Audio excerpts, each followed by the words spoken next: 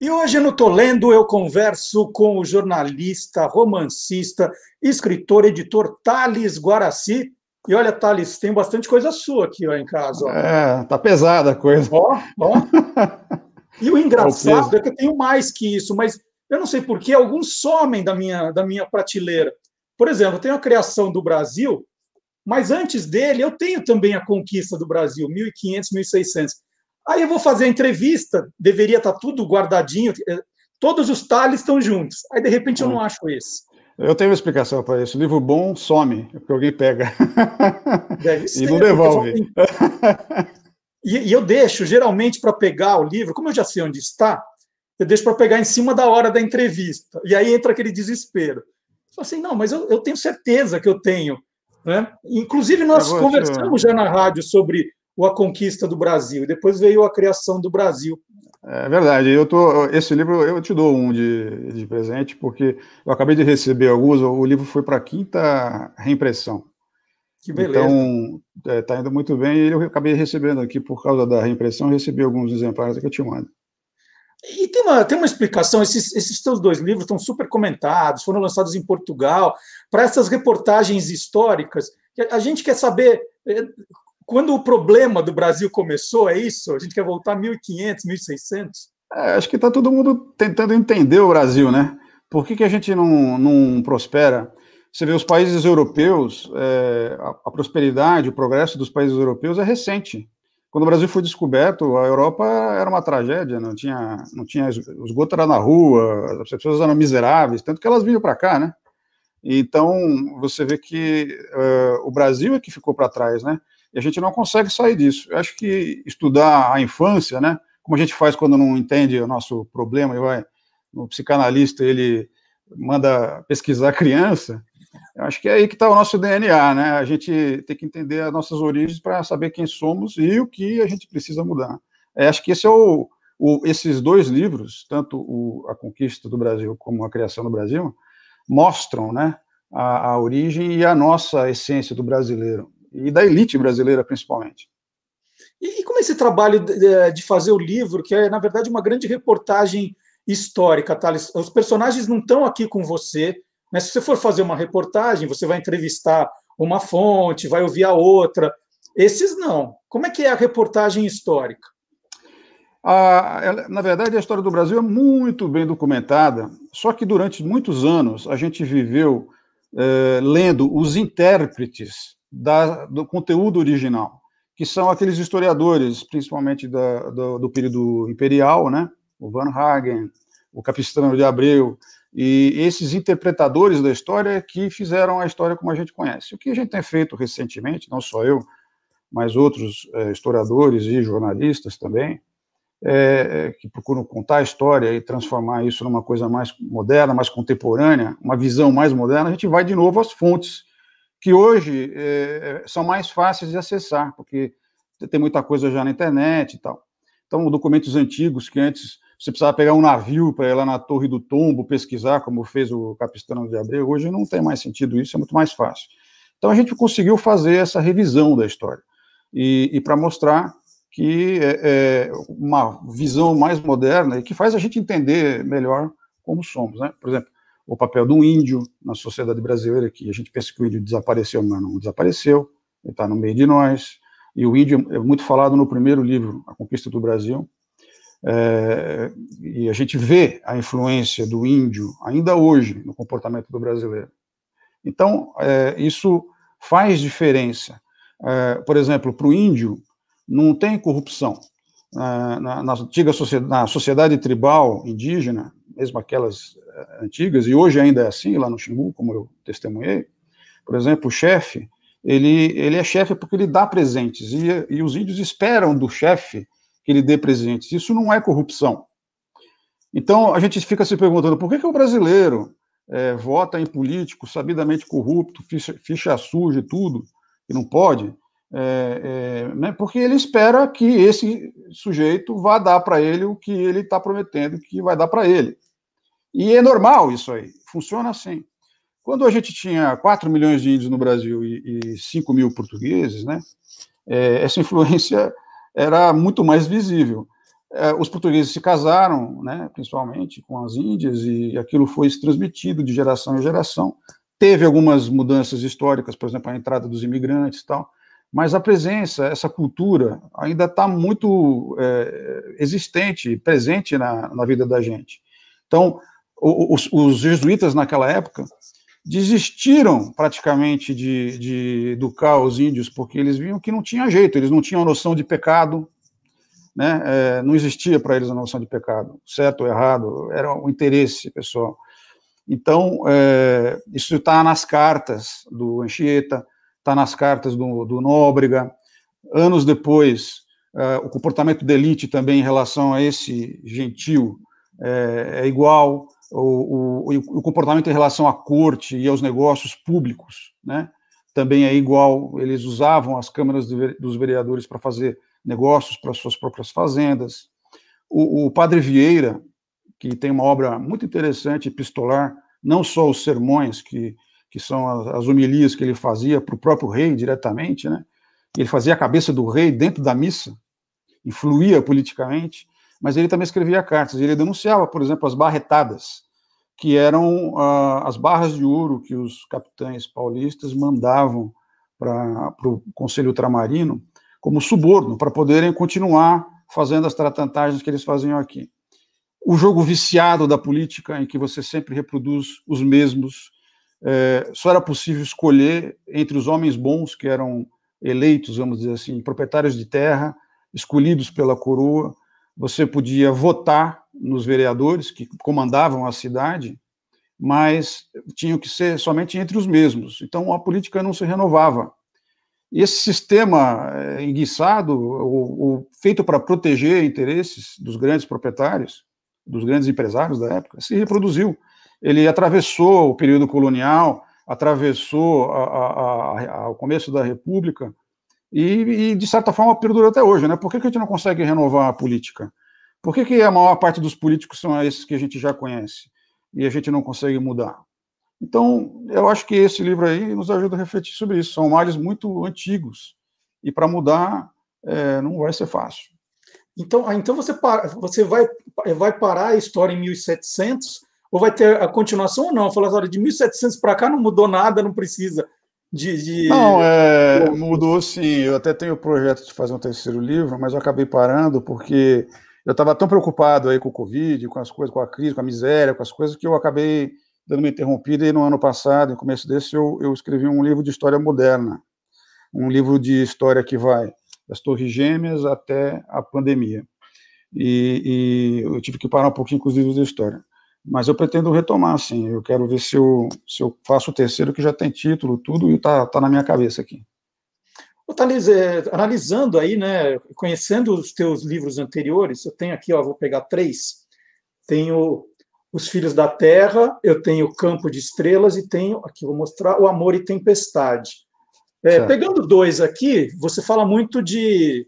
vou tirar esse do meio, mas pegando O Amor e Tempestade e Filhos da Terra, você fala muito de histórias eu acho que são avós diferentes, né? Sim, são histórias familiares, mas todos eles têm, na verdade, o que tem em comum com os meus livros de história, que, primeiro, eles têm um contexto histórico importante. No caso do Amor e Tempestade, é a história da coluna Prestes. E o meu avô, né, o personagem que é inspirado no meu avô, e isso aconteceu de fato, é um personagem meio picaresco, que sai lá de Minas, como todo personagem picaresco, que vai atrás da coluna Prestes como parte do exército que perseguia a coluna Prestes. Então, é uma visão da coluna pelo lado do exército que ia atrás. É meio Brancaleone, é um pouco divertido, e aparecem muitos personagens históricos verdadeiros. Por exemplo, o Rondon, o Lampião, o Padre Cícero, o próprio Prestes. Então, são romances que falam de história também. O outro, Filhos da Terra, é um romance sobre a imigração italiana. Os personagens também são inspirados em gente verdadeira, cujas histórias eu conheço de família. E as histórias mais incríveis, às vezes, são as mais verdadeiras, por incrível que pareça. Então, na verdade, o que, para mim, Marcelo, tem assim, em comum o livro de história e o romance a valorização, né, das pessoas e da história. São maneiras diferentes de contar a mesma coisa.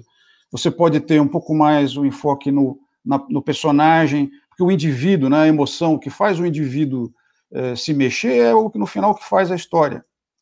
Talvez o melhor exemplo que eu tenha para dar disso aí, nem é desses dois romances, mas é um que se tornou importante este ano, que é Anita, que é um romance que eu escrevi, publicado pela editora Record, sobre a Anita Garibaldi, que este ano, em agosto, completam-se agora, em agosto, 200 anos do nascimento da Anita, que é uma heroína brasileira, muito pouco conhecida, paladina da justiça, da igualdade, da liberdade, uma personagem mundial, né? Heroína também na Itália, na França, no Uruguai, e a gente conhece tão pouco sobre ela. Então, na verdade, eu queria fazer com que as pessoas entrassem na história, né, conhecendo mais a fundo o personagem, porque no romance, além de você poder contar a história, e tem toda a história certinha ali, não tem nenhum fato que não seja verdadeiro, que seja comprovável historicamente, que não seja comprovável historicamente, mas as lacunas, né, onde entra a emoção, as decisões pessoais, isso tudo se traduz melhor no romance, onde a gente tem mais liberdade para escrever. E a coisa fica tão verdadeira que hoje, eu confesso para você, que eu não consigo pensar em outra Anita que não seja a minha, essa que tá aí no livro. Né? Ela me parece tão verdadeira, eu vivi, né, a vida dela intensamente, e a do Garibaldi também, passei por tudo que eles passaram. Quando isso acontece, esse processo acontece com a gente, eu acho que a gente que consegue transmitir de fato para o leitor. Então, o romance, para mim, na verdade, é uma forma diferente de contar a história. Né? No livro de história, a gente procura ser mais objetivo, mas a gente também usa um pouco da técnica do romance, o enredo, para manter o interesse do leitor sempre atento, para a gente poder fazer uma coisa tão rica, com tanto detalhe, que isso também dá profundidade, faz com que você se torne mais próximo da história e dos personagens. Né? Então, você pode ler, eu acho, pelo menos o esforço que eu fiz foi esse, para fazer com que a Conquista do Brasil e os meus livros de história, de maneira geral, possam ser lidos assim, com esse mesmo prazer de quem lê um romance. E quando você fala assim, eu ouvi a história da família, tem um pouco do meu avô, tem um pouco dos personagens históricos, em Campo de Estrelas tem muito de você, né, Thalys? Esse é um diferente, não é? Esse é diferente porque ele nasceu de uma experiência pessoal minha, né? Eu tive um tumor na bexiga e passei maus bocados nessa época, e acabei transformando essa experiência num romance. E a gente também às vezes faz isso, né? Para tirar um pouco isso da gente, fazer uma passagem. E essa busca de força, né? Onde que a gente encontra força para superar um momento de dificuldade é a questão desse livro aí. Ele era para contar a história de uma viagem que ia ser feita entre pai e filho para Compostela, que nunca acontece, e a viagem do livro, na verdade, acaba sendo outra. E tem um pouco a ver com a verdade, e tem bastante de ficção, né? Mas eu acho que realmente esse está nessa conta diferente, vamos dizer que é um parênteses aí nessa obra aí. E um livro, eu considero dos melhores que eu já escrevi, mas talvez o que eu tenha menos vendido. E eu descobri que as pessoas têm uma rejeição muito grande a esse tema. Quem já teve câncer quer deixar para trás, não quer nem lembrar, e quem não tem, não quer se afastar do assunto, porque também evita.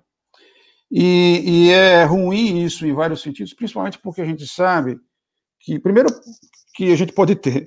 Segundo lugar, porque a gente conhece alguém ou tem um parente que tem ou teve ou vai ter o problema.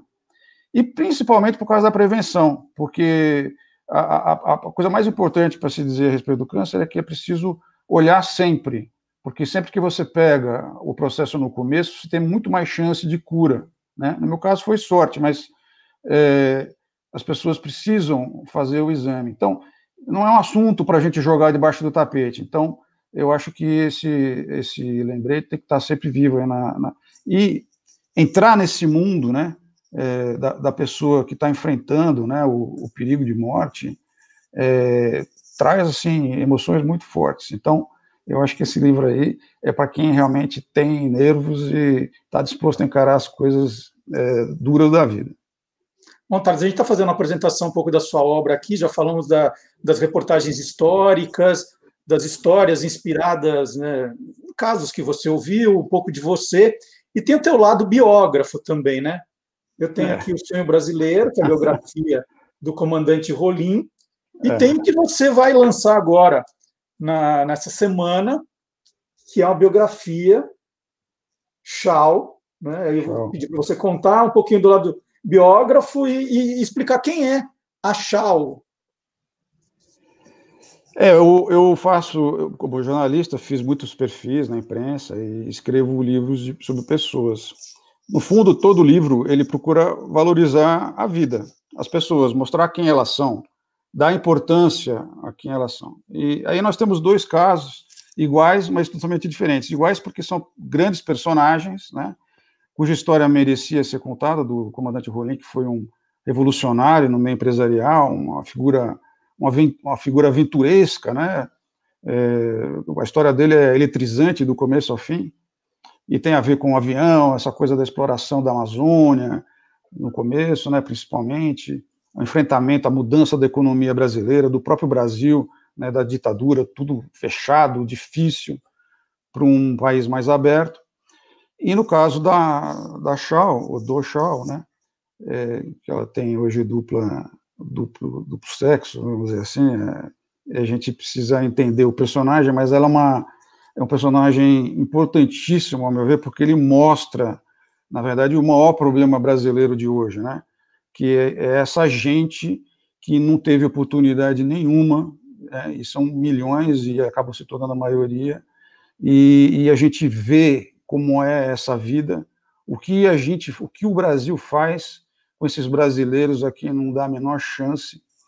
E esse é o grande grito, né, o grande alarme que a gente precisa tocar no Brasil, o sino, porque não é um problema distante.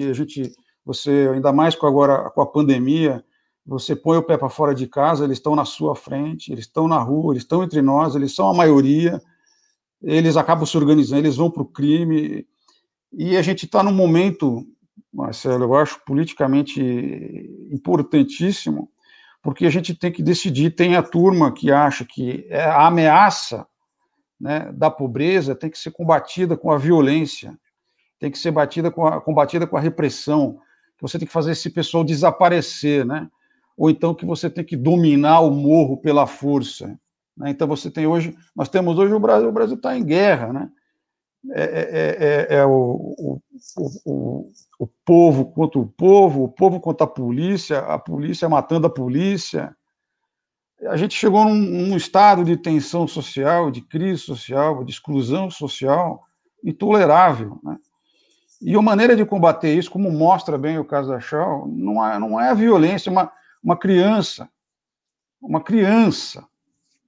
que é jogada de um abrigo para o outro, que é estuprada aos 11 anos de idade dentro de um estabelecimento que é para cuidar do menor, a casa da criança, com esse nome, que vai dormir na areia da praia porque é mais quente do que no abrigo. Que futuro! Alguém que foi aprender a ler e escrever com quase 30 anos de idade.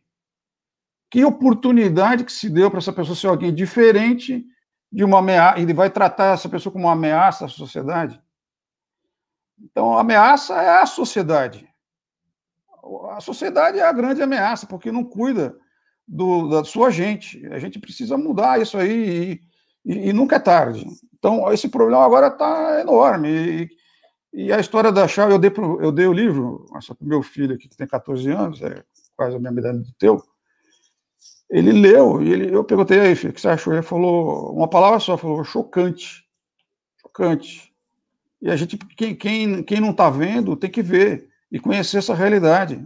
Não tem jeito de escapar dela. E resolver não é confronto, não é a matança. Até porque é suicídio, hoje eles são a maioria.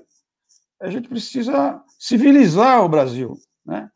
que está aí desde 1500 para ser civilizado, né? E a gente não conseguiu até hoje. Então, o que nós vamos fazer? Vamos esperar esse problema virar até o ponto que vai todo mundo voltar para Portugal, esses que podem, né? Como está acontecendo com muita gente aí. Não tem como. Oi. Na capa, né? Na capa, além do Shaw. Desculpa, eu me exaltei aqui, Marcelo, fiz um discurso, né? Mas é porque realmente me fere o sangue esse troço. Então, aqui na capa, né, além do Shaw, tem aqui órfã, drogada, moradora de rua, prostituída, presidiária, você contou um pouquinho, e milagre de superação. Né? E isso chama atenção. O milagre de superação é porque pouquíssima gente tem a chance de escapar e acabar morrendo e pronto. Eu acho que isso, a história dela mostra que com humanidade, com educação, com ajuda, a gente resolve isso aí. Ela é um caso. Só que ela é um caso raro. Ela é uma pessoa de sorte, que encontrou gente que... E quero dar aqui publicamente também os parabéns para Flávia Ribeiro de Castro, que tem essa ONG, a Casa Flores, cujo trabalho é auxiliar ex-presidiárias, reintegrá-las. Muitas vezes não é nem um emprego, hein? É a sociedade, porque alguém como a Shaw, ela não foi socializada. Ela não conhecia nem os códigos, ela não teve educação, nem formal, nem informal nenhuma. Porque ela aprendeu na rua. Ou contra o sistema, né? Então, eu acho que assim, eles fazem um trabalho brilhante, importantíssimo, de ressocialização, não de ressocialização, porque muitas delas nunca foram socializadas. Algumas vão presas porque acabaram substituindo o marido que foi, o namorado que foi preso, precisavam sustentar a família, mas tem essa figura que nunca, desde o começo da trajetória de vida dela, nunca teve oportunidade e acaba lá com as outras. Então, é essa figura que a gente precisa começar a tratar. E esse tratamento começa com a educação, ele vem até o sistema prisional, né? Que o sistema prisional no Brasil é um absurdo. No caso das mulheres, aí, 200 presas no lugar de 60, dormindo uma assim com a outra. O médico que você sorteia no fim do mês, quem vai para o médico, não quem está doente. Ela voltou para a cadeia porque ela era apaixonada por uma namorada que morreu na semana seguinte doente, ficou 4 anos na cadeia. Histórias dramáticas. Agora, o sistema prisional brasileiro é um absurdo, tem 500 mil pessoas com mandado de prisão que não expedem o mandado de prisão, não vão atrás da polícia porque não tem lugar para botar tanto preso. 30% dos presos no Brasil cumprem a pena e saem da prisão sem terem sido julgados, cumprindo a pena. Você sabia disso? Não. Os 800 mil presos nós temos no Brasil, é a terceira maior população carcerária do mundo. Né? Do mundo. E a gente... esse sistema está corrompido. A penitenciária é dominada pelo crime. Por que o pessoal comanda o crime na penitenciária pelo celular? Por que pode ter celular na penitenciária? Porque quem manda lá é o crime. Aí o crime se organiza, aí o crime elege deputado, o crime elege vereador, o crime arruma advogado, o crime faz juiz, e o crime toma o lugar do Estado. Né? Ele que dá segurança na cadeia e no morro. O crime é que faz a justiça, quando é o caso, na opinião deles. O crime que dá emprego, o crime que dá, sobretudo, uma identidade de grupo para essa gente que não tem identidade com nada, porque não tem identidade com o Estado, porque o Estado não tem identidade com o Brasil, com a nação, com essa ideia do brasileiro, de uma sociedade que protege aos seus. Né? Eles não têm nada do Estado, não tem saúde, não tem segurança, não tem educação, não tem casa. Vai procurar ajuda em quem? Só tem duas hoje. Uma é o crime e outra é a igreja, né, que está ocupando esse espaço e que também se transformou numa força política poderosa e que vai substituindo o Estado. Então, estou falando do problema, mas assim, é sempre melhor a gente ver o problema materializado na história de uma pessoa, porque a Shaw, ela mostra isso em carne e osso, né? Ela é isso, ela é resultado dessa situação em que nós nos encontramos. E só quando a gente vê o drama, quando ele é humano, que a gente sente, entende o tamanho da encrenca, né? E a Shaw são milhares, são centenas de milhares, possivelmente milhões. Então, ou a gente resolve isso de uma vez por todas, ou então isso aqui vai ser realmente um país triste, né? Triste e sujeito a chuvas e trovoadas que a gente está acostumado. Eu e você somos de uma geração lá do período da redemocratização, quando a gente tinha esperança de que as coisas fossem mudar. Melhoraram muito com a democracia, muita coisa mudou e tudo, mas eu vejo a gente voltar para trás hoje em dia, né? Muitas coisas não foram resolvidas, outras foram resolvidas para pior, né? A Constituição acabou virando uma bagunça, foi transformada em mais um saco de defesa de privilégios de gente que não está nem aí com o Brasil, né? E, na verdade, acaba se dando mal, porque eles também dependem do Brasil. Se você mata a galinha dos ovos de ouro, não sobra nada, nem para eles. Então, está na hora de todo mundo, inclusive esses, pôr a mão na consciência e começar a trabalhar, e trabalhar num sentido diferente, porque se a gente não começar agora, esse é um trabalho de longo prazo, né? A Shaw está com quase 40 anos. Isso devia ter sido feito lá atrás, 40 anos atrás. Se a gente começar hoje, talvez daqui 30, 40 anos, a gente tenha um Brasil melhor. É que esse pessoal todo, tá, ele já tem casa em Miami, não tem problema, então já estão garantidos. Pois é, mas eles não têm filho, né? Eles não têm. Será que lá eles vão conseguir reproduzir essa fortuna com essa mesma facilidade? Eles que já estão garantindo para várias gerações, não é só para essa próxima. Então, que sejam aqueles que ficaram para trás aqui, né? E que precisam fazer alguma coisa. Para quem tem filho, como nós, eu me preocupo. Não, nem comigo mesmo, porque a gente já está numa fase que a gente sabe, se a gente começar agora, a gente não vai ver esse Brasil. Não. Só que tem uma sabedoria chinesa que diz assim, que uma árvore leva o tempo para crescer que ela leva, mais o tempo que você leva para plantar a semente, né? Você não planta semente, é aí que ela não cresce mesmo. Então, a gente precisa começar. Bom, depois da conquista do Brasil, a criação do Brasil, tem a implosão do Brasil com o Thales Guaraci. Thales, deixa eu fazer o convite para todo mundo. Na semana que vem, no dia 20, o Thales, a Shaw, né, a Adriana Graças Pereira, está aqui. Eles estarão fazendo o lançamento virtual do livro, por enquanto é virtual. Então, vai ser num esquema de live, né? O Thales falando de como foi esse trabalho, a Shaw contando um pouco das experiências dela, e aí quem estiver na live vai ter a oportunidade de comprar o livro autografado.